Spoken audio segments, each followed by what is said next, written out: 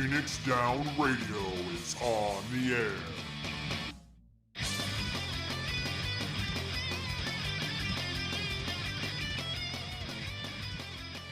Welcome everybody to Phoenix Down Radio, episode number 186. I'm your host, Klauss Nightbringer, and joining me, as always, my buddy, Seyrr. Seyrr, what's going on?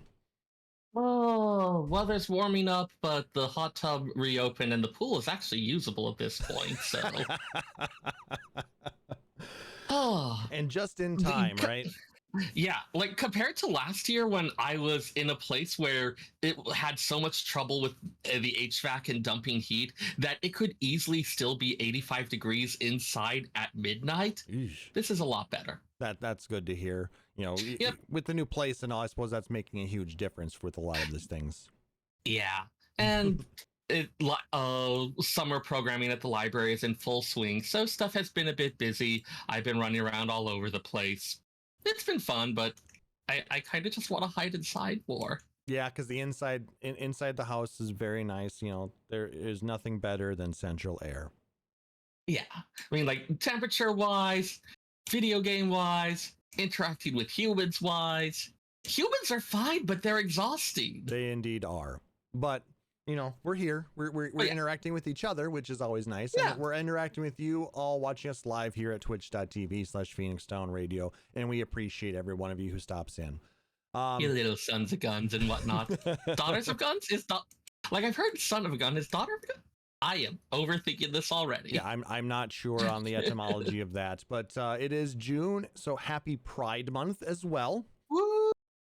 I had to get my little Loki shirt on with the, you know, Loki energy.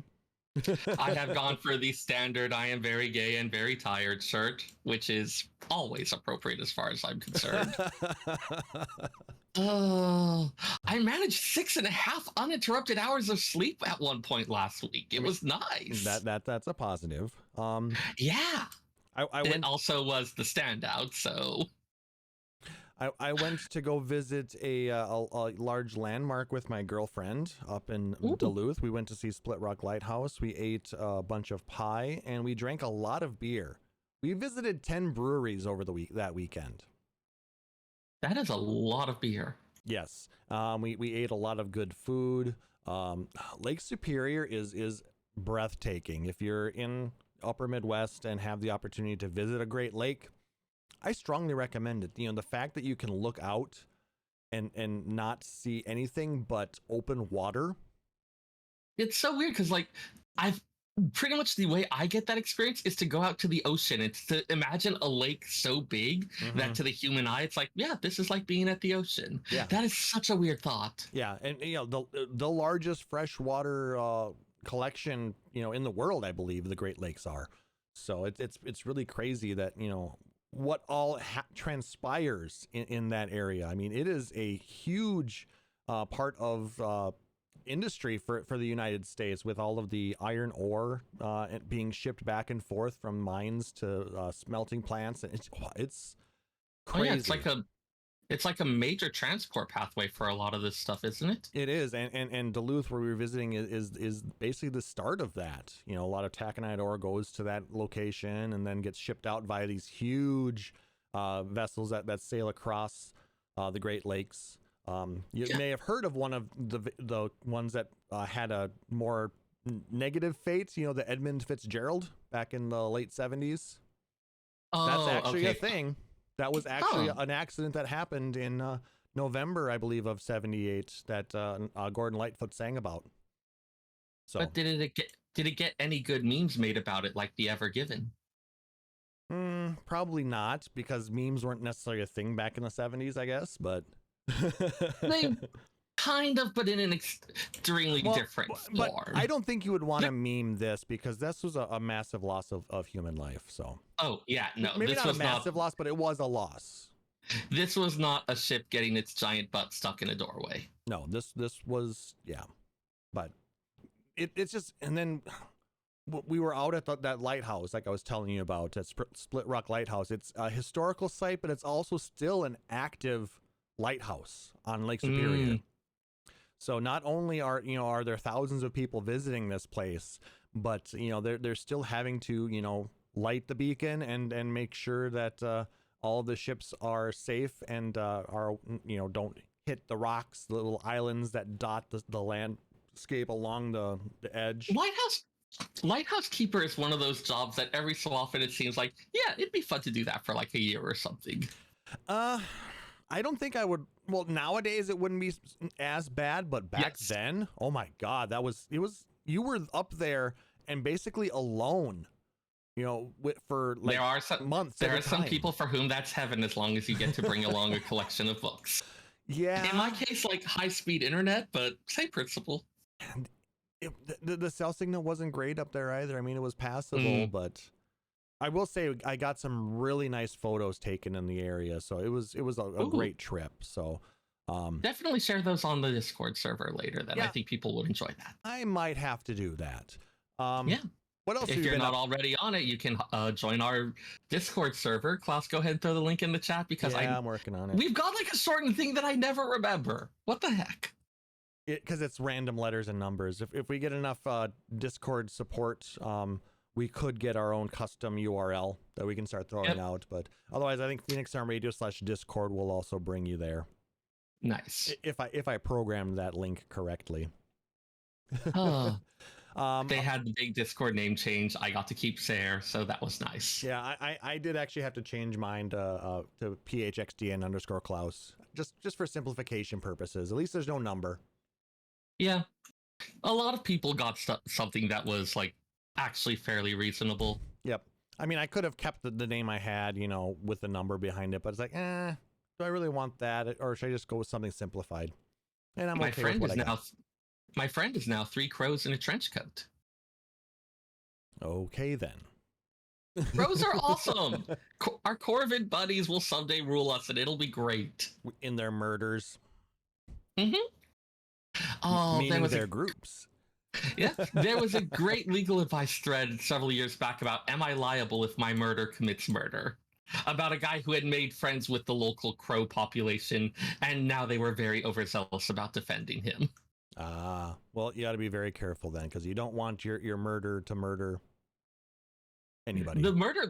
There was a later update where it turned out the murder saved a life because they were able to draw people's attention to someone who had fallen down and wasn't able to get up. Oh, wow.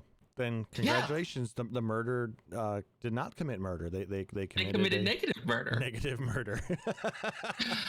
Is negative murder a thing? It is now. Okay. Seyrr made it canon. Did you hear that now? It's not even the weirdest thing I've made canon this week. So yes, Corvids are our buddies. Crows, ravens, all that stuff. They're very smart. You can become friends with them. If you become enemies with them, they will remember you and tell their children about it for literally generations. It's a thing. It is true. Well, but we have a lot to talk about, so we should probably jump into that. So thank you to all our Patreon producers, Nick Nar, Aurori, Ravenheart, and Mika. We greatly appreciate all of your support. If you want to support us there as well, you can go to patreon.com/PhoenixDown where you can support us for as little as $1 and get access to the podcast a little bit early, as well as sometimes we throw out some interesting news for you guys ahead of time. So the support is always greatly appreciated. Mm-hmm. So let's jump into that news, starting with some Final Fantasy VII news. For those who may not be aware, Summer Games Fest was basically held last week. And there's a lot of gaming news that came out of that. It basically has become the new E3 since they kind of are completely canceled. Pretty much. So let's start with... Yeah, we've had so much of like, oh, hey, there's this stuff upcoming. Oh, hey, some point there'll be news about this. And this kind of feels like the point where, okay, it all showed up at once. Yep. So this is coming from the Square Enix blog written by Duncan Heaney, talking about Final Fantasy VII Rebirth and Ever Crisis trailers.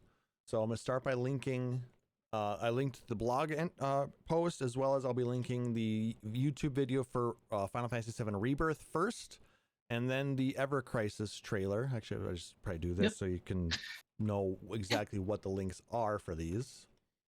Uh, yeah, we've been having drips of the Final Fantasy VII remake content for quite a while, and Mhm. so Rebirth, of course, had that trailer with some absolutely mind-shattering moments. We know that they've already been tweaking around the plot details a bit to give a fresh look at the story, and absolutely give a look at that Rebirth trailer because it drops a bomb that has completely changed at least my understanding of what kind of story we're dealing with here. Yeah, it's gonna be some. They're not I sticking. want to talk about it so much, but I'm being good for you viewers. I am not saying it on stream, even though, holy crap. We'll probably maybe talk about it in the next episode just to expand Yeah. upon things a little bit. Give people a Yep. chance to view it for themselves, and process it, and then we can all discuss it together like book club. Yep. But yeah, Especially with lots of extra stuff shown alcohol. off. Lots of stuff shown off, not just in terms of plot points, but a lot of the battle content. Lots of really exciting dynamic scenes. Interesting combinations that I was not expecting in there. They go on to mention that the release for Rebirth is intended for early 2024, and that'll be digital release as well as physical release on PS5. Yep. They then also started talking a bit about Ever Crisis, which it's in development for mobile devices, your usual iOS and Android. That one's coming out this fall, so we've got just a few months at this point, although I don't think they gave an exact date on it. They did not, but what they did Yeah. say, if you sign up for notifications on it through the Android Google Play Store, you could get into the early access beta. And that's going to be coming very soon. So, I mean, I have already signed up to be notified about that. So hopefully I can maybe get into that beta. I think I beta tested the other Final Fantasy VII mobile game that they had that just closed down recently. The First Yeah. Soldier. I mean, Now, this Ever is- Crisis. Go ahead. Ever Crisis they described as being kind of phrase they used was chapter structured single player experience. So probably going to be something where it's a bit more of not having to worry about that multiplayer, being able to enjoy the story at your own pace. Mhm. They describe it as covering key elements of the Final Fantasy VII timeline. So the original game, spin-off titles like Crisis Core, as well as some new story elements around the origins of Soldier and a young Sephiroth. Yep. Sephiroth? Sephiroth. I think Sephiroth. Why did I say Sephiroth? What the because heck? you're not used to saying Sephiro. I think I've just been bouncing between so many things. Anyways, But the other Yeah. nice thing, it's it's kind of gonna be in a similar vein to Final Fantasy 15 Pocket Edition, but with graphics more in line with the remake.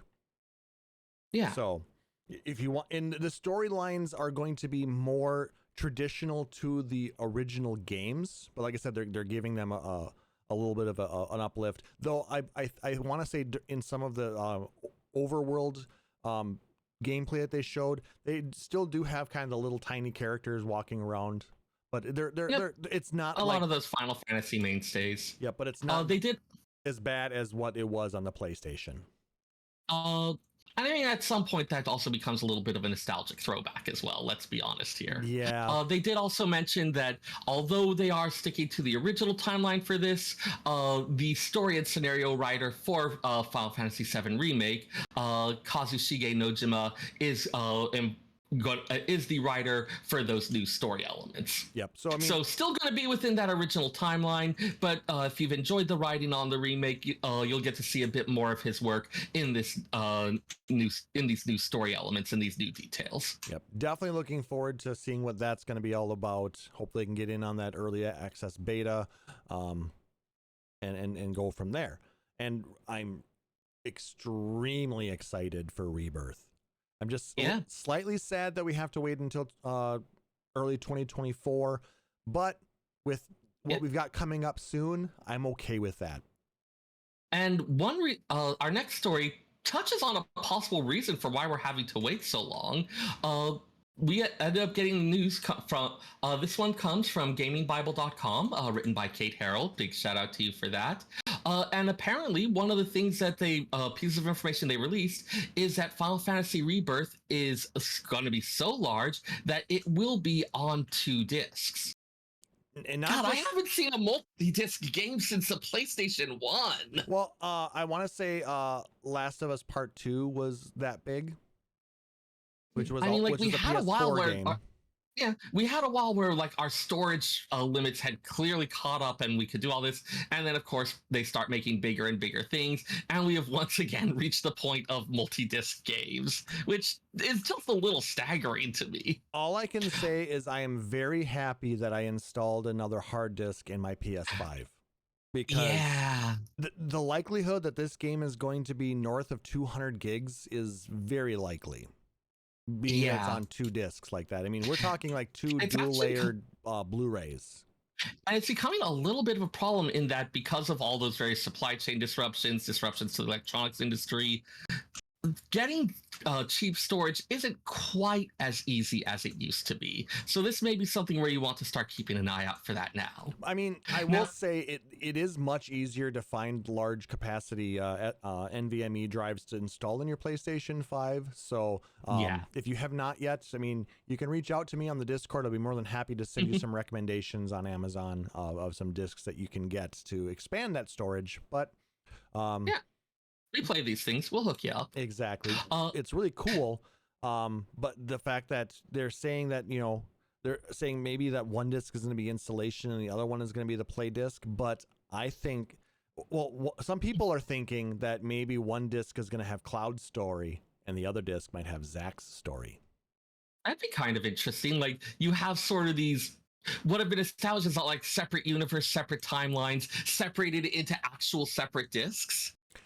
Such that when you're like changing out the disc, you're like, that would be an interesting way to approach. I love anything where they're kind of integrating some of those actual physical. I think I've mentioned before, but I have friends who have promised to start viciously mocking me if I use the word ludonarrative in their presence one more time. So Sarah's going to be mocked, is what I'm hearing. I don't think they watch the podcast, so I'm probably okay on that front. No one tell them. Everybody tell them that Sarah used Ludo narrative on the podcast, and so he can be mocked incessantly. But it's such a good concept. But yeah, no, anything I where you're like where kind of from. Like that would be just kind of a really fun and a little way to integrate this like physical element to the story thing if they were to end up doing it that way. I have a feeling for practical purposes it might just be the installation and extra data, but that's it's more than likely what it's going to be. Because it's a fun thought. It would be a lot more development required, I think, if you were to split the story in two like that. Yeah. Either way, it is a little weird, even though like you have had stuff like The Last of Us Part 2 where they did have multiple discs. I don't think there's been any game where they actually made a point of like splitting advertising like and mentioned. But yeah, there's been no time when they've actually split the story in two like that. It's always been an installer, and then if you needed additional data, you'd put the other disc in. No, I was saying more, it's interesting that Square even decided to make this announcement that like they wanted to like have, they were making a relatively big to-do about it. Well, we have other games where they have the multiple disc thing, but it wasn't really something they felt the need to toot their horn about. So that does make you wonder a little bit about what might be going on there. I think the big part of it is just the sheer size of the game that you're that need to download, especially for those on the digital version of the console or who have purchased the digital version of the game. You're going to have to have a kind of warning them to be ready for it. Yep. Make sure that if you purchase it early, because generally then PlayStation Store will send it to you a good chunk ahead of time. So that way, once the timer hits 0, and the game becomes available to play, boom, you can jump right on. Exactly. Have your PS5 do some breathing exercises because you don't want, and like get the proper equipment because you don't want that update going in dry. Wait, what? Oh my. I blame pride. Be gay, do crimes. Oh. Delightful thing I learned. Apparently, is it like Scottish or Gaelic? Like the word for goose is gay. It's like GE with an accent on it. So you could say be gay, do crimes, and it means like be a goose, do crimes, which is also great. So I never got over Untitled Goose Game, okay? I mean, I've heard it was a good game, so I mean, if you enjoy it, you enjoy it. All right. Become ungovernable. Be a gay goose. Yeah. Anyways, moving on to other news. Yes, we have now a lot of Final Fantasy XVI news. Because if you didn't know, Final Fantasy XVI releases next week, and it's going to be amazing. Yeah, we had that demo drop that we'll be talking about in detail once we finish going over the news. But we also have a lot of other news coming out in relation to that. This is the point where the floodgates have burst, and we're getting all of those extra little details. Yep. The first story we're going to be talking about comes from VG247. Thanks to Stephanie Nunnally Jackson, the Final Fantasy XVI PC port will be in development after the PS5 release.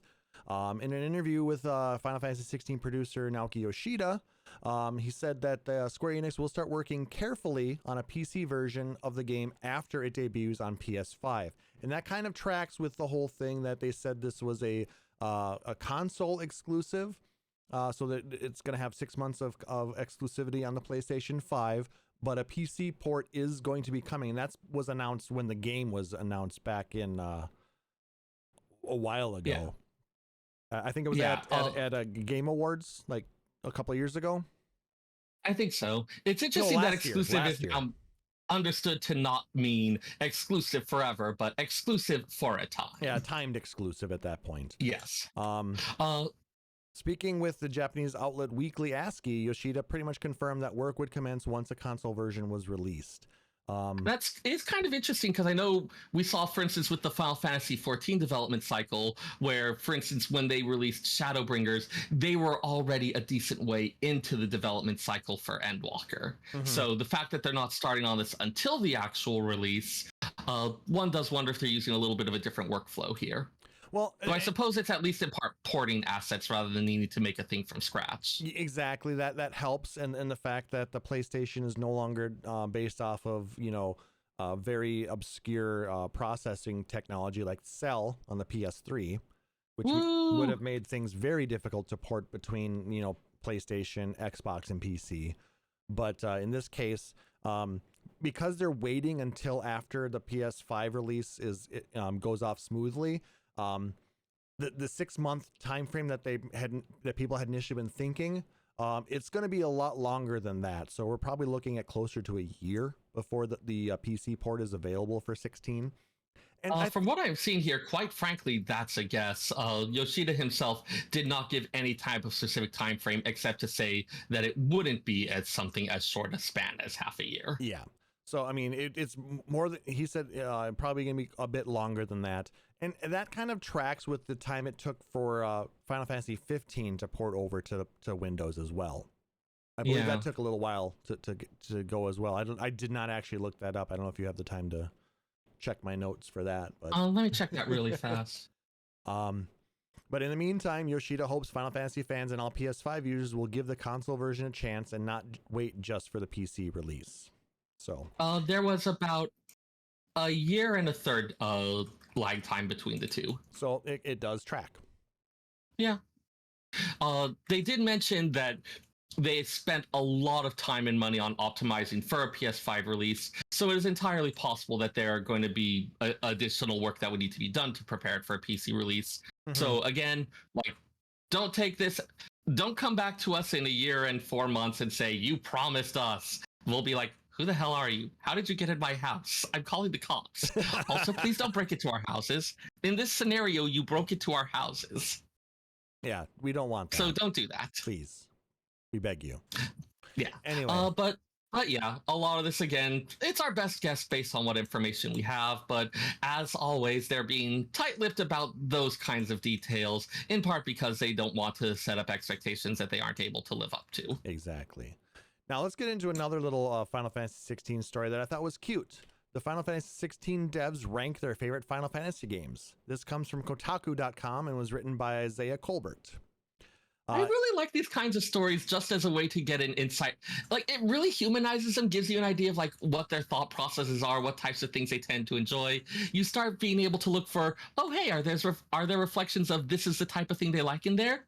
It gives you a fun little way to look at stuff in a different light. Yeah, I think Marvelous would agree with their choices here on their favorite games. Now, this comes from a video interview from IGN Japan, where 3 of the Final Fantasy XVI directors revealed their top 3 Final Fantasy games of all time. Surprisingly, none of them picked the mainstream fan favorites like Final Fantasy VII. Instead, for instance, creative director Kazutoyo Maihiro's favorite Final Fantasy games are, in ascending order, Final Fantasy XII, Final Fantasy Tactics, and Final Fantasy V. Man after my own heart. So he likes the Ivalice games and then Final Fantasy V, which a lot of people thought was one of the best job-based Final Fantasies out there. Yeah, 12 to a lesser extent, but both Tactics and 5, you had a lot more of that job system, of that being able to create customized units by combining things from multiple jobs. There's something about that style of gameplay. In Tactics, although I certainly loved the unique units, I also started to get really attached to some of my own that had been raised up through the ranks and were now like, oh yeah, it's that one black mage who has these particular things and has a tendency to cast spells that they then get caught in the radius of. Like, they started to become characters in their own. Yeah, I was not as good at the charge time back then, let me tell you. Oh. More than once I cast a spell that the enemy then moved up and the black mage got hit with their own thing. They took out the enemy, they just took out themselves as well. Womp womp. But some of those just kind of organic experiences, I get why those are less common in games today. They're difficult for all sorts of reasons, and they frequently don't land, or they can depend a lot on the player, and so it can be harder to get the experience that you want as a developer. But there was also just something unexpected and delightful about it. And I can see how it's that shapes a lot of how you view what games can do. It certainly shaped a lot of my view on these things. No, I think a lot of people are more surprised by the Final Fantasy V answer, mainly because it really wasn't released in the US until much later on. Quite a ways into the PlayStation life cycle, when it came out as a part of it was a part of Final Fantasy anthology, I think. I think so.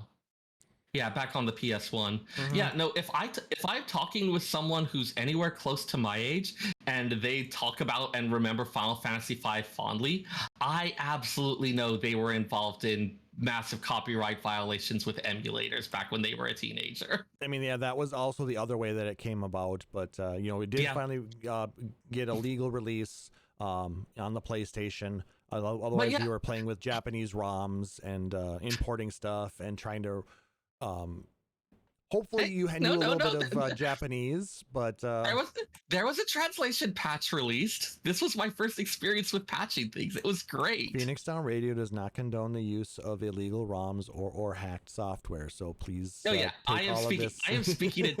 am not speaking on behalf of Phoenix Down Radio. This is my own terrible miscreant past, which was kind of fun. But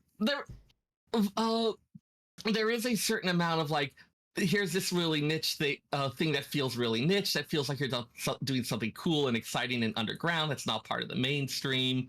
And so, to see the Final Fantasy V topping is literally oh, I know that one. And it's this thing that has this kind of little story of feeling cool and exclusive as in my formative years. Yep. It is a little burst of joy to see that likes Final Fantasy V. And it was just a really solid game with in terms of the battle system. The plot was fairly light and silly, but it was fun.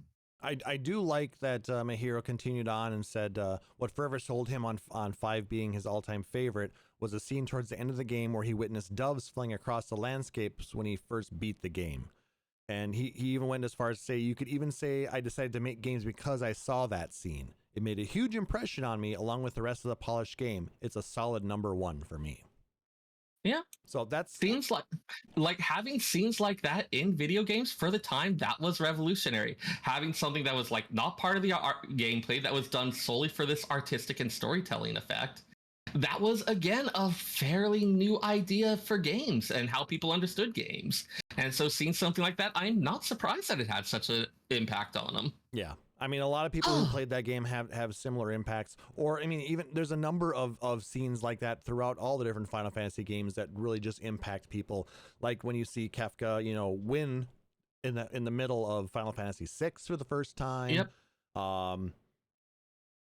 And not just, but seeing those scenes of disaster, of the world being torn apart. Mm-hmm. Again, this was a thing that Like, you can't lose. You can't lose like that. And so early in the game, so to speak. Yeah.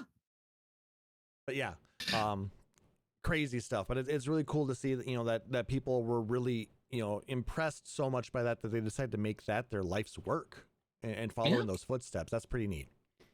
And a topic that we've touched on before, it's really nice to again see in an industry where that has been famously opaque, a lot of these directors coming out and like directors, creative leaders, all that, coming out and talking directly about what their inspirations are, what they try to do with it, how they work.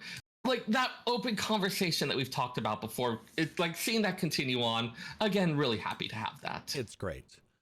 Continuing on with some other additional news, the devs of Final Fantasy XVI have been saying that they've been basically done with the game since March, and they were trying very, very, very hard to not have to release a day one patch. But Final Fantasy XVI will have a small day one patch. This comes from GameReactor.eu and was written by Elric Hildbach Furu. I apologize if I slaughtered your name, but now it's at least not bad as it could be, given that their aim all along had been to avoid a day one patch. It is going to be a relatively small one, just 300 megabytes it looks like. And the majority of the fixes that are coming in this day one patch are things that were came to light after the demo went live.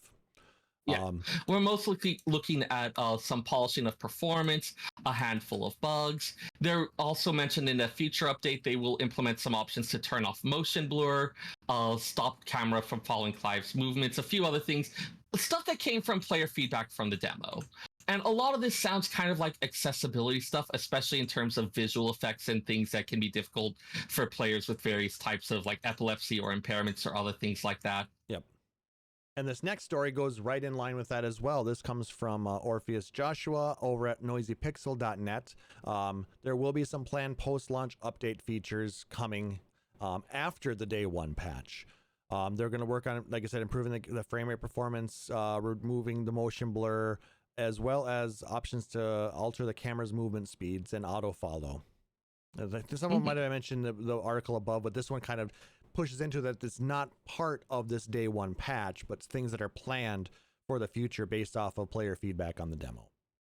It also did mention that they are considering adding some more button binding options. Yes. So again, a lot of that being able to customize it to the needs of the player that we've been seeing in these other things. But, you know, which that's good to see, but I from what I've seen so far, or what I experienced within the demo, I mean, the system is actually pretty good. And we'll get into more in depth on that in a little bit. We still have a couple more stories yet to talk about. Let's talk about some, for those of you who like merch, there is a bunch of Final Fantasy XVI merch available for pre-order. And as most of you know, I am a sucker for Final Fantasy merch. I got sucked into some of this. Yep, we've got a lot of the stuff that you would expect, your usual assortment of plush and figurines, including a flocked Moogle, plushes of Torgal, both as a puppy and as a full-grown dog. Yeah, I opted for the Torgal puppy plush because it's very cute. It's also a lot cheaper.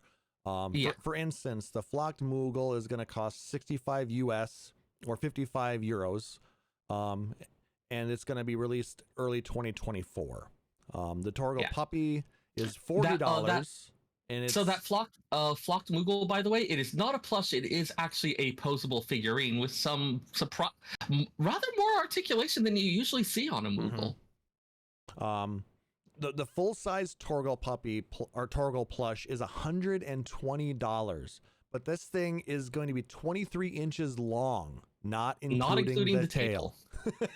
That's a big boy. Yes, it's also a best boy, and you can boop that snoot. And there's also a few pieces of jewelry that are going to be releasing in August or September. I feel like this is a little bit Yoshi P's influence. He is known for being a big fan of this type of jewelry. Never see him without some amount of rings, pendants, other things like that. And it feels like we've got a bit more stuff in this vein. We've got a couple of pendants and an actual silver ear cuff for $120. They do say that the silver can tarnish and change color, so don't wear it in the shower. Yeah, it's sterling silver. they do mention that some of the details do have a patina finish. So yeah, the usual caution that you're going to have with any kind of silver jewelry. But yeah, Like this is not just like a cheap game replica type thing. This isn't a lot like a lot of the stuff looks like. I always enjoy some of the stuff that's kind of like stealth nerdery, where like you could wear it and it's like people who know it are going to know it, but for people who don't know, it's like hey, it's still something that's like neat and clean and slick looking, and this looks like reasonably nice jewelry. yeah. I mean, this is I mean, quality honestly, jewelry. I don't know that much about jewelry, so I can't actually judge the quality, but it's a type of thing where I would not look twice if I saw someone wearing it. But at least until I learned to recognize it. It's not worth like $250 for the pendants, though. You're paying quite a geek premium for those. Oh yeah. But I mean, geeks will absolutely do that. we did It's a link thing. the news article in the chat there. It'll also be in the show notes if you want to take a look. There's a number of pictures of all the different items. Those Torgal plushes are the cutest things, though. Yep. I cannot wait to get mine. Now we did find a couple stories about some stuff on the more controversial side of Final Fantasy XVI. This one coming from Push Square, thanks to Sammy Barker. The development team is pleading for cooperation as some consumers got their hands on the game a little bit early. I mean, it wasn't necessarily their fault. The company that they bought it from shipped it to them a week early. Yeah, I mean, honestly, I saw this when I was at the bookstore all the time, where we would get stuff ahead of ship date, and sometimes people wouldn't necessarily be careful about it before they start putting it out or giving stuff to customers. It's not something that they certainly wanted to happen. They did release an official statement noting that they're aware that a small number of physical copies are being circulated. They're in the process of a thorough investigation. But they said their biggest priority on this is to try to avoid the experience from being spoiled, rather than worry about necessarily punishing or like the big one. They as part of their statement, they mentioned that if you did have a copy ahead of launch, to just hold off on sharing those screenshots, videos, and live streams until the official launch on the 22nd. Exactly. So no idea how much people have actually been following through on that. I know the pull of internet clout can be strong. You know, to be the first ones to have information on something, it's huge for people who are trying to make a name for themselves. But it unfortunately can also, you know, give you that negative clout you didn't want, and then put you kind of in the ignominy, and you don't want that, do you? Yeah.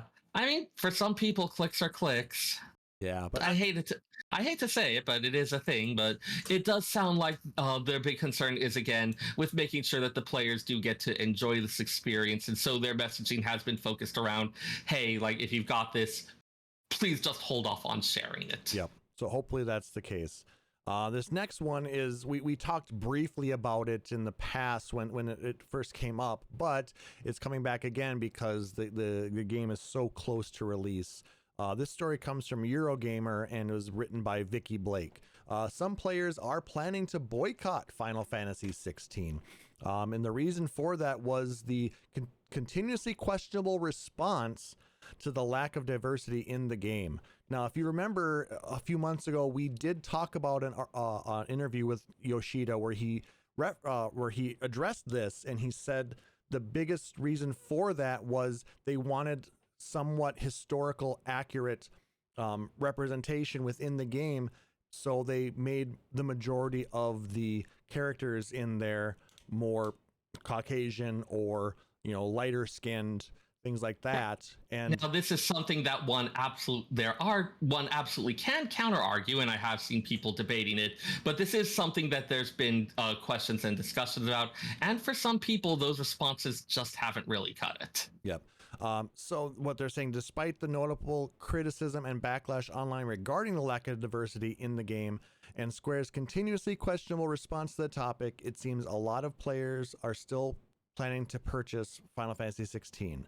Yeah, they had some polling data. Where is that actually pulled so at the time of the writing, they had over 1,200 players responded to a poll that was put up on their on one poster's website or somewhere, like on their social media, I think it was. Yeah, Yeah, I'm trying to find the actual source on that, but yeah. But from the article, they're saying at that time, only 2.9%, about 40 people that had responded, were intending to intentionally boycott the game, with 72.8% still planning on buying it despite those issues, but 24.3%, the rest of them just weren't planning on getting the game at all.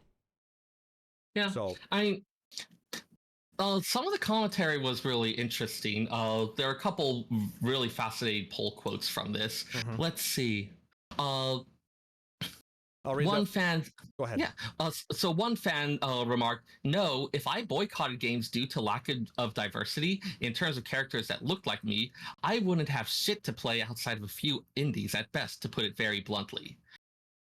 Representation for Black women in gaming is abysmal across the board. I would say it's even worse for South Asian women, South American women, etc., etc." I mean, fair point. We've talked before about how the value of having that inclusion, about being able to see characters that look like you, but it is kind of a case where, on the flip side of it, if it isn't there, it's like you end up having to cut yourself off from the hobby almost entirely, which it can be a bit of a galling choice to make. And that's, kind of, and then another person has stated, since the very first time I started playing games before the age of 5, I played games based on if they're fun or not. 30 some years later, this has not changed. And this saying, coming from a Black person, quote, if you want to boycott it, go for it. I'm there day one. I mean, I suppose it's interesting to see how often people call for a boycott when so first off, you end up with a lot of cases where people don't necessarily follow through with it, where they say, where you'll have people saying, hey, a boycott is a good idea, but then they end up going and buying it themselves. And so you have like individuals saying like, okay, well, I'll do this, but I would like there to be a broader thing for it.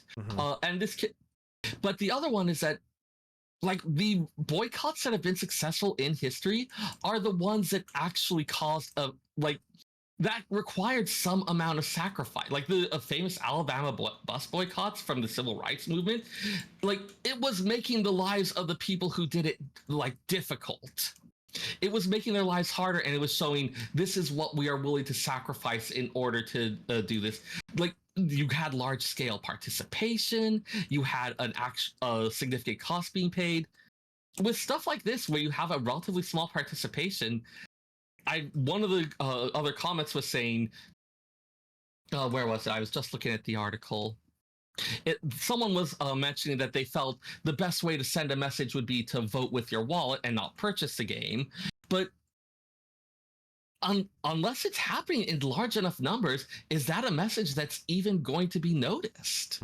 Yeah, and with a 2.9%, that are going to not buy the game, and yeah, maybe not. That was from an internet poll, so of course your usual reliability concerns. Exactly.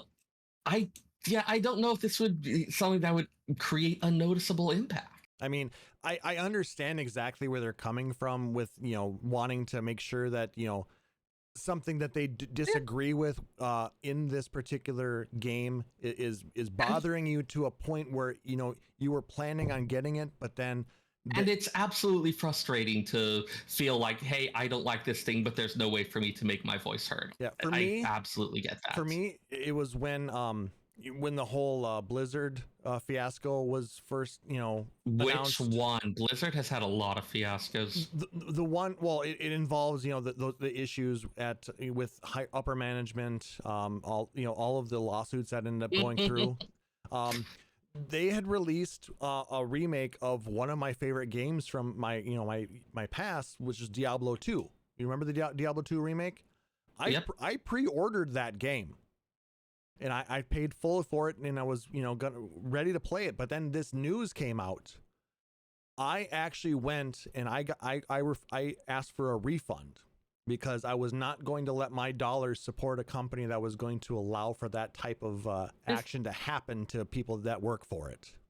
This feels like a bit of a different case, because it's not necessarily objecting to the personal behavior of anyone so much as, hey, like, this is not the type of content we want to see. It feels like a bit of a different beast. But I mean, I understand, but what I'm saying is I do understand that if there's something that you don't agree with when it comes to content or either content of the game or the company that's doing the game voting with your wallet. That is a legitimate way to try and show companies that you don't agree with what they're doing, but it needs to be a larger reaching type of action.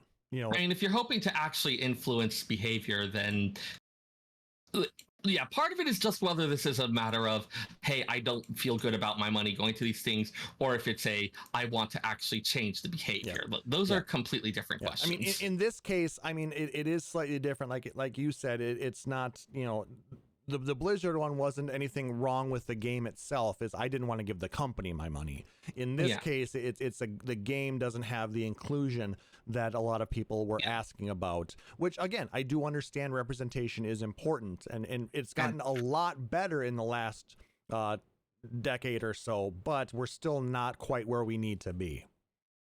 Yeah, Japan is famously struggles with some of these issues as well, so it's messy. I mean, I applaud these people for standing up and speaking out about things that they believe in. Oh, yeah, with 100% certainty. I'm all down for that. But I don't know how effective it's going to be is my main concern. In this case, I agree with you there.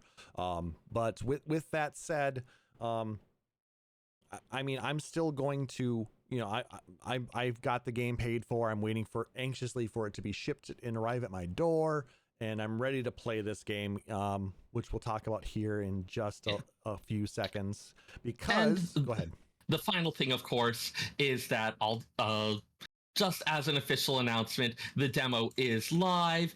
It did go live 5 days ago, and already getting plenty of buzz and discussion about that. It is about the first few hours of the game. 2 hours. Yeah, mostly two sections showcasing combat, settings, story sequences. It's written as it's done as something where the clear data can be imported into the full game. So it's effectively getting to start the first couple chapters of the game a little early. Yeah, I mean, it gives you a little bit of a glimpse into what the game looks like, how the game systems react. You play... For those who are still on the fence. Exactly. I highly recommend that you go into the PlayStation Store and download the demo if you have a PS5. And we're gonna get into our thoughts on this game. Seyrr just cleared it today, I believe, right? Yes. And I cleared it on Thursday night, so I've got a couple of days to process it here. Seyrr has a lot of thoughts in his head, I can tell. Always. So I mean, yeah, there's are we getting into it? Is it time? In just a second. I was just going to say the demo covers is basically the first 2 chapters, so to speak, of the game. And then there is also, once you clear the game content, there is some iconic battles. EIKONIC. Not I, but battles between icons. Yes, that give you a little bit more experience further on in the game. That do not actually impact gameplay, but are just designed to let you know how things are going to be when you get further on in the game. Yeah. Given that these battles are kind of signature set pieces, we even had that whole story talking about their tie-in with Final Fantasy XIV and the Sapphire weapon battle being a testing ground for that. Mm-hmm. It makes sense that they want to be like, okay, and we're going to go ahead and showcase this particular bit for you. Yep. I did not actually play the iconic battles yet. I want to I'm probably just going to wait till the game comes out, and I'm just going to grow into the game system a little more naturally. Did you play frequent that you'll have demos released like several months ahead of time. In this case, it was just a couple weeks, so enough time to a week and change, because I think it came out last Tuesday. It came out on the 12th, and the release date is the 22nd. So yeah, like 10 a week and a half. Week and a half, yeah. Or a Senite, if you prefer. Okay. Well, like, you know how like a fortnight is like 2 weeks? Yeah, but it's not quite a fortnight. Oh wait, a Senite is 1 week. There is a term for. Is it just a 10? There is like an old archaic term for a period of 10 days. It might just be a 10-day. Anyways, sorry, I'm sidetracking. There was archaic language. I have that on the brain. Seyrr likes to do that, which is fine. But that's why we love it. It's something where there's enough time to try it out for a lot of that hype and discussion to build, but not necessarily for everyone to do all of the in-depth over analysis, play it out kind of thing. So interesting choice on the timing there. All right, so let's try and give some spoiler-free impressions of our thoughts of playing the game. All right. The one section of the game that you start off with, it's mainly just you push buttons, and it's really just to show off the game technology. A bit of that. So it starts with a sort of in media res thing where we're dropped into a situation. There's clearly big stuff going on. It's on a situation where there's a war footing going on that that the characters are involved in. And after that initial effectively walking simulator for that bit, though rather a bit more running, jumping, and falling off of things, it then flashes back about 13 years to give us some establishment for how we got to that. Before we get into that portion of it, I want to talk about how beautiful this game looks. Rendered on the PS5, holy shit. I mean, it looks like some of the best CG you would see in movies. It is just... The technology has really come a long way. It's phenomenal. The hair physics are much better, not perfect, but much better than they have been in past Final Fantasy games. I mean, if you compare... Go ahead.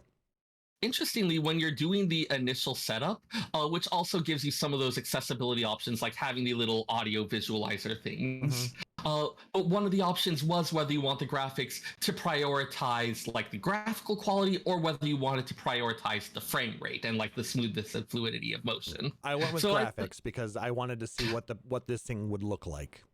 I went with graphics because it was the default, and I was like, I'll look at the other one later. Yep. So with that, there has been some people complaining about issues with frame rate. I didn't really experience that in my playthrough, but I'm not saying that that's not something that other people have. I could tell it a tiny bit during a couple of the very dramatic scenes. Yeah, I want to say... It wasn't anything that managed to... It wasn't something that actually impacted my enjoyment, but I could tell it was happening a few times. The only thing that I noticed about the demo, and I'm not sure if other people with similar rigs to me experienced this, I could not play it while it was running through my capture card. There was no video. And I wonder if that's a legitimate thing that Square did, requiring HDCP in order for the game to be played. Or it could have just been an issue with my setup. But it makes sense to keep people from capturing and recording or streaming the demo. Or it might have just been that beefy. Who knows? But I did notice that was an issue when I did it. So I actually had to run a direct HDMI cable from my monitor to my PlayStation, and then I had my headphones plugged into the bottom of my controller to play it. So. Yeah, that initial scene, as I said, there's a lot of in media res. We get sort of introduced to a lot of people fairly quickly, although we don't get any kind of formal introduction. They're not doing the usual exposition thing. Oh, as you know, yada yada yada. People are just referring to stuff, and it's implied that we're going to know, but for the moment it seems like they want us to be a little off balance and not necessarily sure what's happening. Yep. And there's a part in that where they're sitting around the fire before they run into their running and jumping simulator. I love that they have jump in this game. It is so nice. Yes. That the character who is referred to as Wyvern is rubbing a mark on his face. Yeah. And you'll notice all of the three other people that are with you also have this same mark on their face. And at the time you're just kind of, okay, it's a thing. He's got a tattoo. Given it comes immediately after a comment that one of the others makes about like particular duties and things like that. And it kind of gives a feel of like he's touching it because it's somehow connected to that, and he's thinking it's something that's on his mind. Like there was enough expressiveness in it to be able to pick that up, which I really enjoyed. Yeah, but you're running and jumping through because you're trying to accomplish a goal, which we're not going to spoil right now. I mean, go play it. One other thing I thought was like, we see this a bit at in other points as well, but kind of the casual use of magic. Like you see this at several points. You see like people just like pulling out a crystal and like water's coming out of it to refill a glass, or someone's just like reaching out a hand and creating water to put out a campfire. Kind of in a world where magic exists, and it's like we use it. Like yeah, people are going to be using it for all these mundane little things, so having those. Neat. Yeah, that kind of touch was just really beautiful. Having all these extra little attention to detail. It's like, yes, this is a world where these powers are commonplace, and they've thought, well, not necessarily commonplace, but at least not that uncommon. And they thought a lot about what that would mean and how people would be using these. But after you get to a certain point, your character gets rendered incapacitated, and you end up getting flashback, like Seyrr said, 13 years. Basically to the point where the character that you're playing as it, who you learn now is Clive, is first becoming a Shield of Rosaria. Yeah, you get your obligatory tutorial sequence, which is cast as a training thing, a training exercise. Is that correct? It's the Shield of Rosaria, or is it a different? It's the shields. I forget if it's Shield of Rosaria, but I know it's referred to as the shields.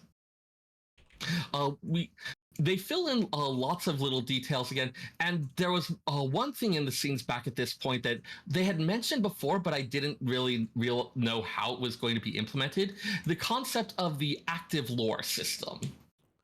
Anything with lore in it's going to definitely get Seyrr's attention. And yes, it is Shield of Rosaria. I did double check. Yeah. So we've seen previous games. Final Fantasy XIII was one of the most famous for this, where there was an extensive data log that would fill in a lot of those details, so they didn't have to have people doing as much of the, well, as you know, or like repeating back to what someone says on the phone, stuff like that, that they would just have them talking more naturally and the details in the data log.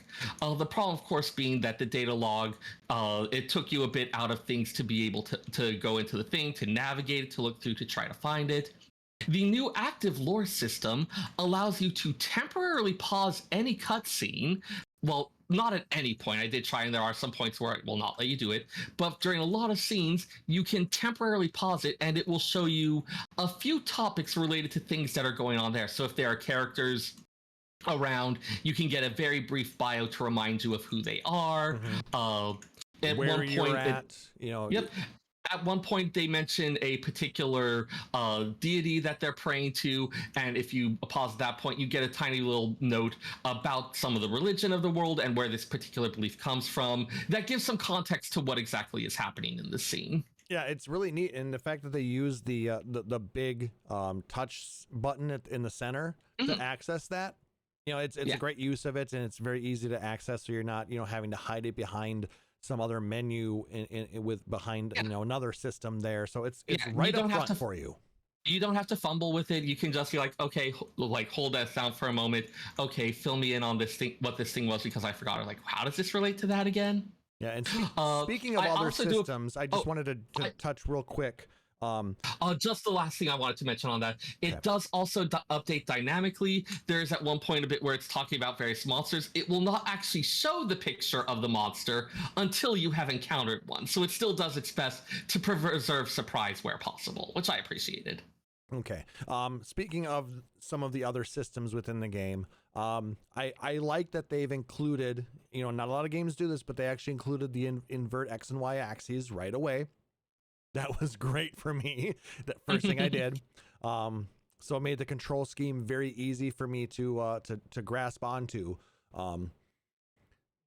The tutorial that they used to kind of get you more into the systems was very well done.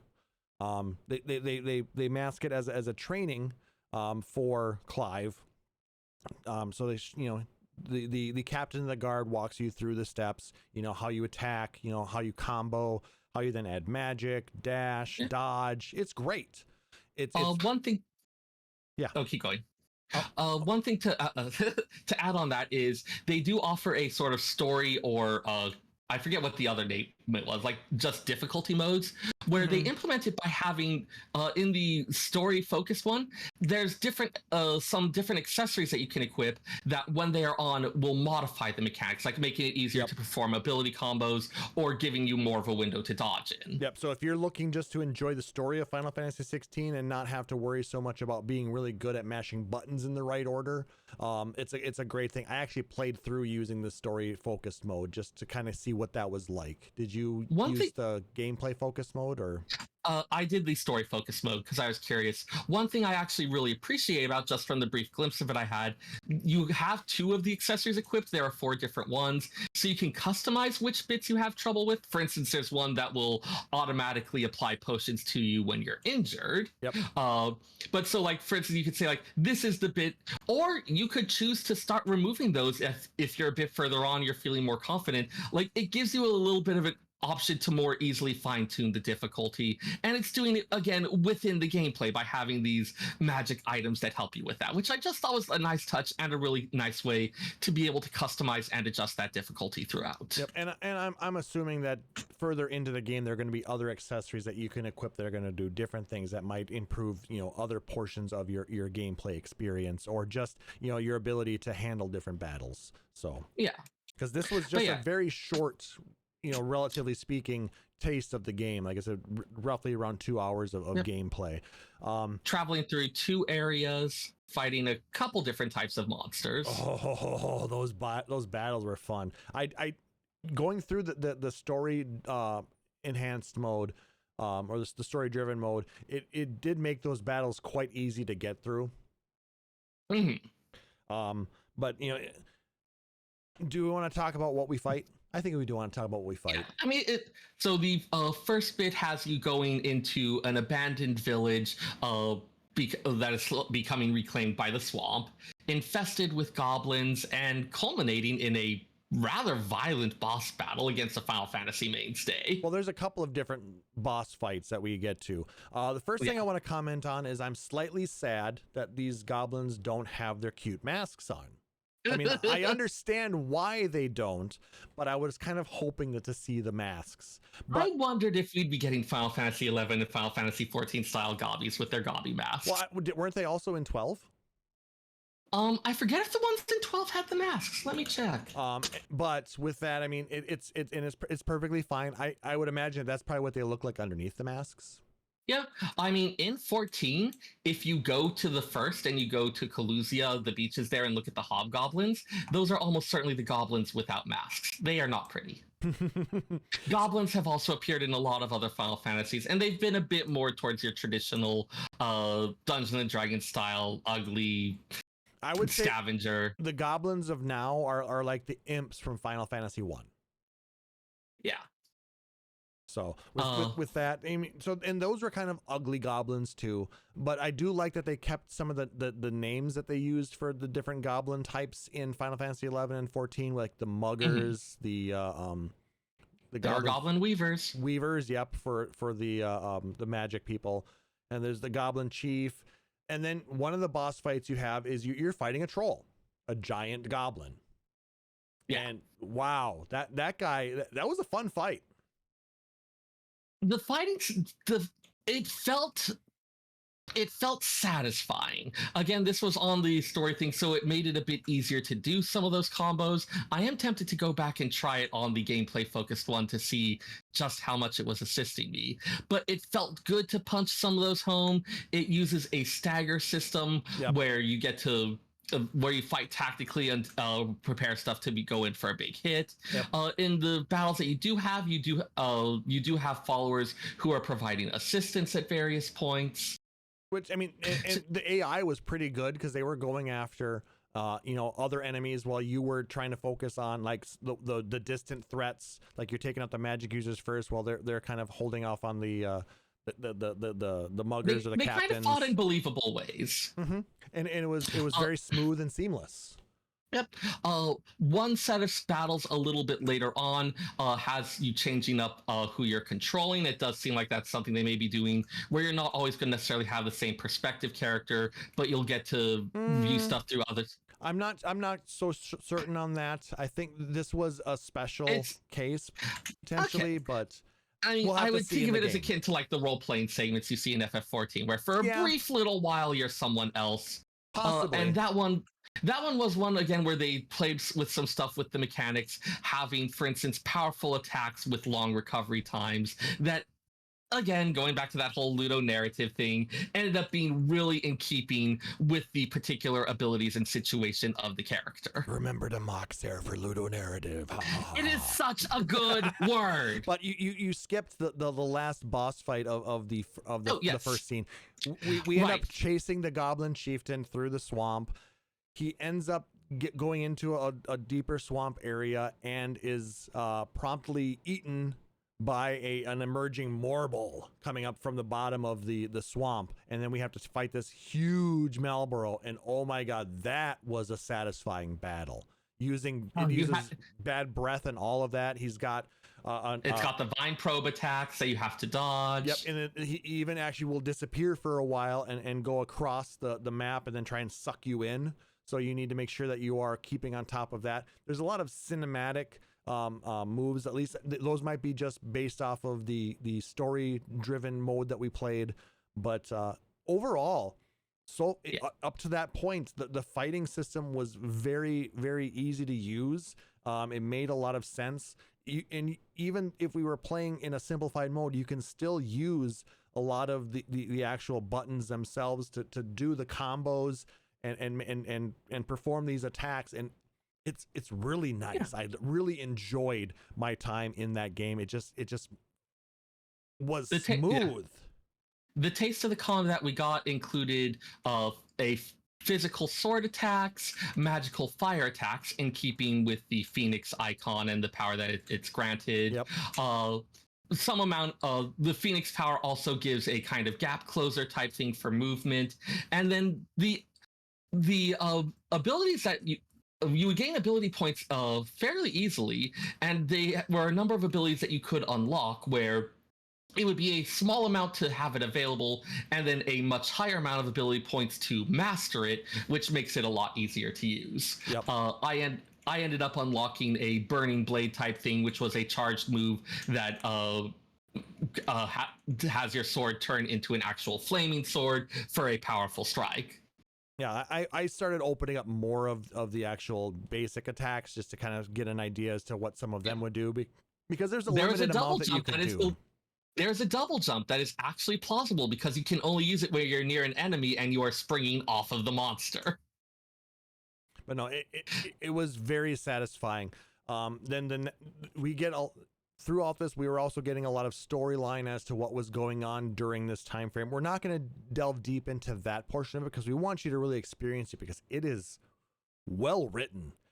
For those of you who really enjoyed Final Fantasy XIV's story, you are going to love this one.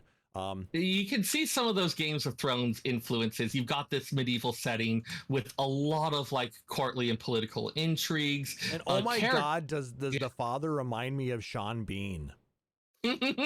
Does he not look like Sean Bean? Yeah, I'll give you that. The mother is a fascinating character that I'm really interested to see what's going to be going on with her. And oh my God, I wish I could talk details, because there's some stuff there that's like, there was some stuff that I noticed early on that I was like, huh, that's interesting. I wonder how I'm going to play with that. And then it started bearing fruit in ways that were not unexpected, but still shocking. That's the second half. The next piece of the story that we end up getting into, the next chapter, is very Game of Thrones like. I mean, it is. Yeah. It's like they went into the mind of George R.R. Martin and it's like, what is the most effed up thing we can do to a Final Fantasy? I mean, if you think about it, it was very, very, different from anything I've ever experienced in a Final Fantasy game. And it was definitely a lot more brutal. Like, it didn't pull the graphical quality, like being able to see. They used it to its fullest extent, which means that we got to see some very nasty battles, and there's a lot of blood. We've seen some of those types of things in terms of the general strokes of like, okay, you have the situation, you have like an attack, you have things like that, but it felt a lot more visceral in a way that I haven't really seen from a Final Fantasy game before. And then the next after we get towards the end of the second part of the chapter, we get an icon versus icon battle. That was fun. The battle portion of it was very, very fun. What happens afterwards? Oh my god! Yeah. So you want to say visceral? Oh yeah. I mean, this is there's given what we had already, like, given what we had seen from the preview materials, what they had talked about, I was not expecting certain events that happened in it. No, like I had been expecting that. Okay, we're going to have some of these elements. This is going to be a thing throughout the game, and once again, expectations subverted. Which, I mean, good job. Makes me want to play the rest of the game. The demo absolutely did its job. Yeah, I mean, I am very excited to start playing this in earnest. Yeah, and hopefully stream it for you guys a little bit. But I do want to go back and do the icon battle in the gameplay mode and see if that makes a difference. Because yeah, like in terms of the actual gameplay of it, it's effectively kind of like a rail shooter type thing. Mm-hmm. But I mean, it captured this really dramatic. It is this clash between these two. I want to say Titans, except Titan is actually one of the icons, so I probably shouldn't use that term. No. But between these two forces of nature, and so it feels like something that should feel a little bit out of control and primal and all of this. Yeah. And while I don't think it's a secret, we can talk about who fought. It was Phoenix versus Ifrit, which is named only as the icon of fire. Yep. In fact, a big deal is made of the fact that how the hell are there two icons of fire? There's only supposed to be one. Yep. And I think the way that the game has been explained to us, we are aware of the existence of regular icons and dark icons. Right. So using that information, I think it's very easy for us to glean that Ifrit would be the dark icon of fire. Probably. And I want to say I have seen that in other articles or in other explanations. I am not prepared to write off the possibility that Phoenix ends up being the dark icon of fire. I don't know, man. Well, with the way things it's go, probably not, but I'm not prepared to write it off.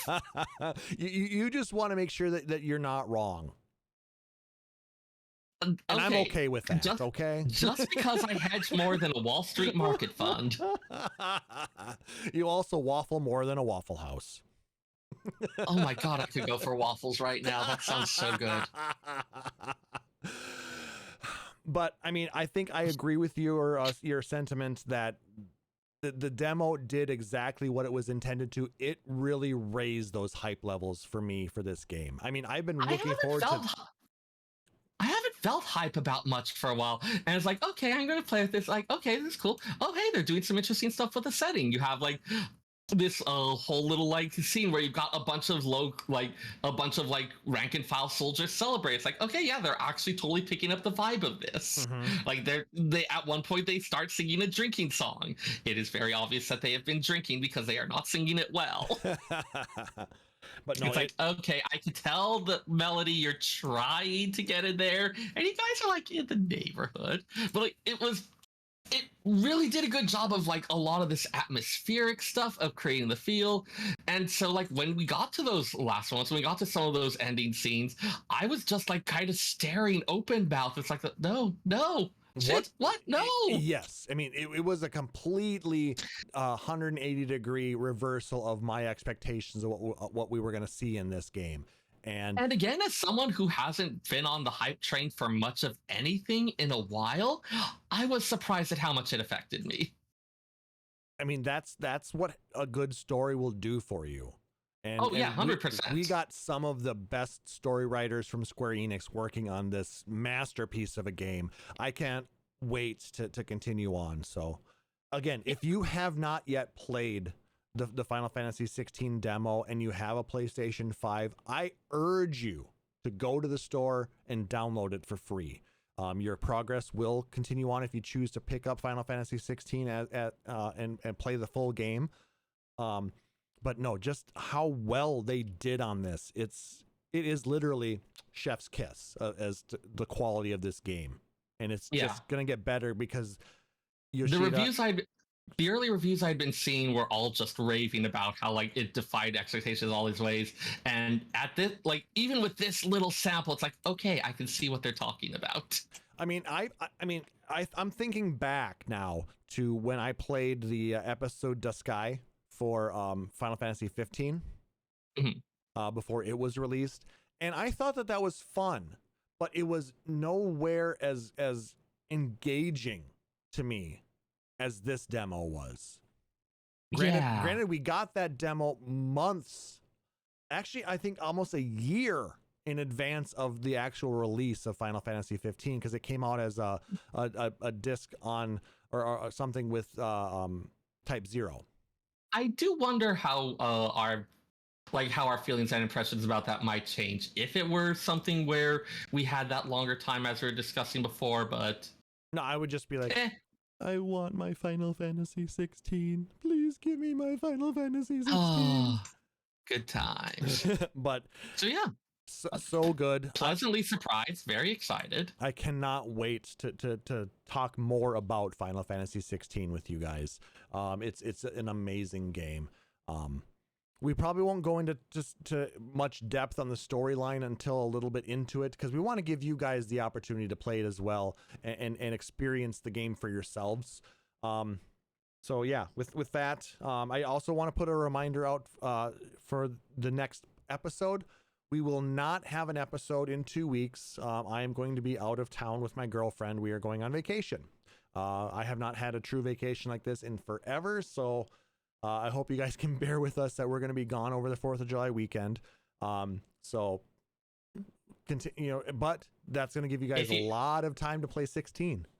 Yeah. If you need your dose of Seyrr that desperately, I've been hanging out on Anonymous's Lorecast server and bullying him into running content lately. We did Eureka Orthos last night. It was great. It turns out that Moose is really easy to bully. Seyrr, are you bullying poor Moose? He asked me to. Does that make it better or worse? I don't know. It may be. It makes me very confused. Let's put it that way. It's great. Well, the audience on his streams now becomes concerned whenever they hear me laughing. It's great. That yeah. Nobody wants to hear that. That's the laugh they don't want to hear. The world is full of hilarious things, and they need to be inflicted on you. I mean, presented to you. But what I was going to say is in 4 weeks, we'll be back. At that point, we might talk patch 6.4. Maybe I'll have had a chance to play it finally. Maybe not. But maybe something completely unexpected will have happened, and we'll be talking about something else. Yeah, who knows? Exactly. But we will be back in 4 weeks. We'll talk about whatever it is that's really big to talk about. But yeah, I hope you guys really enjoy Final Fantasy 16 when it's released on the 22nd, and let us know. Stop into the Discord server and talk with us about it. I might actually put a whole new channel for Final Fantasy 16 discussion.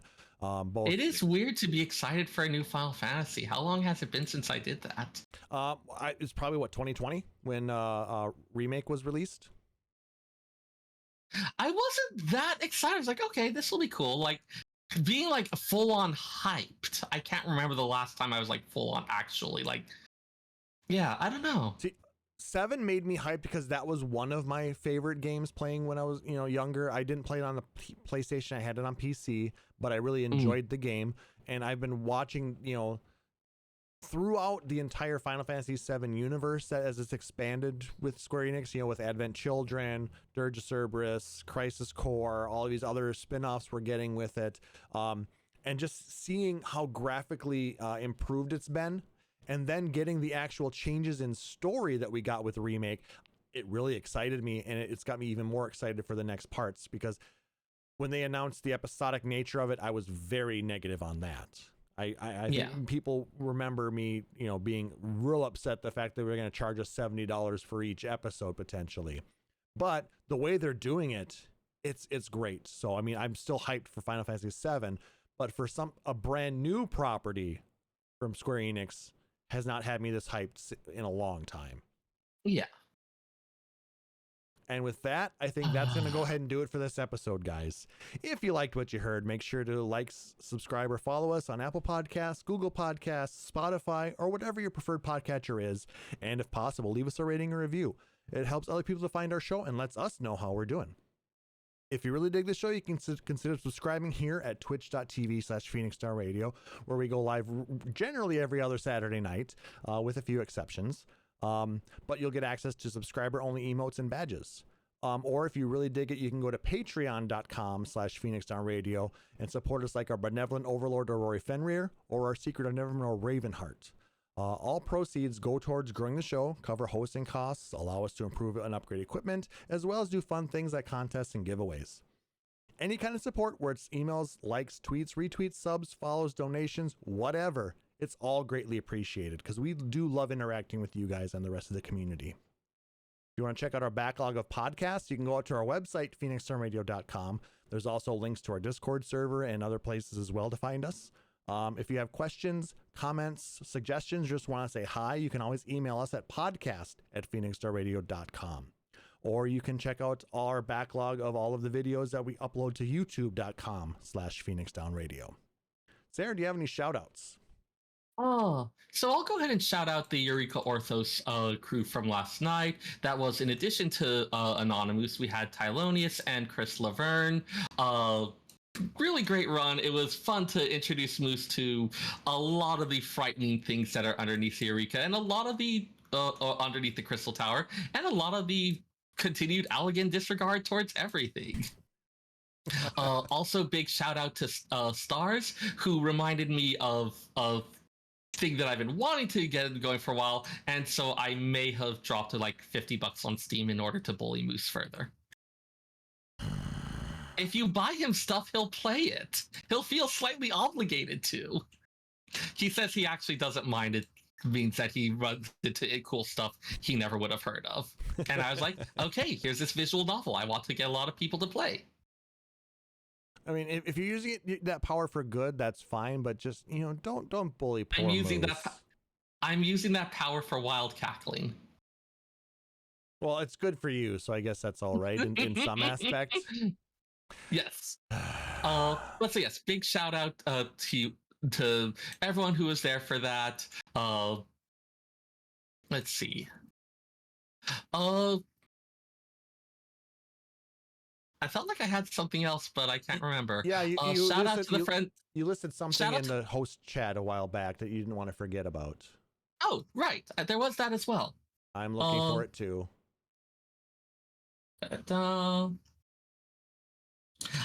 Yes. Shout out to Edan Hlin of Hyperion, who I met in the 11th Circle of Anabasios, the new FF14 raid. We're discussing some of the lore aspects of the fight as we were going. I was making them very sad by pointing out heartbreaking aspects of it. It was great. And afterwards, they mentioned that they were a viewer of, I don't know if they watch the show live or listen to the podcast, but they mentioned that they were a listener. So shout out to you for really inflating my ego there and making it feel like, oh, hey, people are paying attention to this. That's nice. No, and we do appreciate that. So thank you. If you do catch us in game sometime, just say hi. I mean, we do like hearing that you guys are enjoying the show. Like I said, you can also use like the review system on like Google or Apple or any of the other different podcatchers to let us know how we're doing as well. Or use data center transfer travel to stalk us like that one Lalafell from the Manderville quests. Or not, because I'm not, and I do not nor does Phoenix Sound Radio endorse being creepy like that. Phoenix Sound Radio does not endorse the cool crime of stalking. Anything else? It's okay if I describe it as cool, right? No. Damn. Anything else, sir? I think that's about it at the moment. All right. I want to shout out. Much love to everyone, as always. You all make this worth it. Absolutely. Shout out to everybody who's listening on the podcast, joining us live. Shout out to you, Sarah, for, again, being just a fun host to chat with. Shout out to my girlfriend for being awesome to hang out with, keeping away from playing video games as much as I used to, but you know what? It's okay. Terrible. It's terrible. Never forgive. But she's making me play Final Fantasy XVI when it's released, so there is that. Okay, she gets it. Yes, she does understand, because that's an important thing in a relationship, is to make sure that you're allowing your partner to be able to continue to express themselves in the way that they feel most comfortable. And sometimes that's playing video games, or just doing things that maybe don't necessitate being together 24/7, 365, because we are people in our own right, and we need to be able to express ourselves too. So remember there's that. something, and even if you are hanging out, like there's something to be said for like being in the same space but each doing your own thing, and just being like occasionally, oh hey, look at this thing, like, but just like being apart together is actually really nice, and more people should do that. Yep, and supporting one another, in those times. Yeah. So and if you want to chat more with us, like I said, as much as the evil blue bird is being kind of terrible right now, we are still kind of out there on the Twitters, but we're gonna interact more with you probably on our Discord server. So check us out there, hang out. It's a good time with a lot of good people. So for my co-host Seyrr Tomono, I'm Klauss Nightbringer, wishing everybody a wonderful evening. Thank you so much for joining us on this, and we'll catch you next one. Take care. Phoenix Down Radio is a production of PhoenixDownRadio.com and Illusion Productions. Final Fantasy XIV and Eorzea are trademarks of Square Enix. In-game content for Phoenix Down Radio is the copyright of Square Enix. Open to music for Phoenix Down Radio is provided by Guilty Gear Rock You. Check out the Metal Chocobo theme cover and many other music videos at youtube.com/Guilty Gear Rock You. Closing music for this episode is provided by Guitar Wanker 90. Please check out their full version of Matoya's Cave and other rock video game covers at youtube.com/Guitar Wanker 90. The views and opinions expressed in this episode are those of Phoenix Down Radio and its hosts and do not reflect the views of Square Enix.